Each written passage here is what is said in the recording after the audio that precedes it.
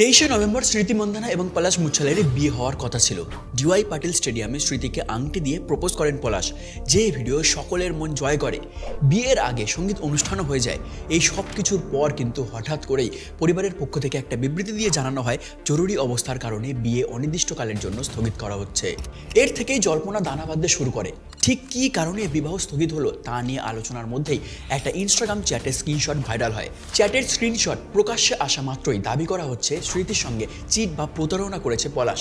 এটা সত্যি না মিথ্যে জানা যায়নি, কিন্তু জাস্ট ভাবুন, বিয়ের মুখে এসে তার উপর এত বড় সেলিব্রিটি হয়ে এইরকম ধাক্কা পাওয়ার পর বিয়ে থেকে সরার সাহস সব মেয়ের থাকে না। পার্টনার থাকতেও অন্য সম্পর্কে জড়াচ্ছে, পরকীয়া করছে, চিট করছে। মানুষ এখন কি করবে?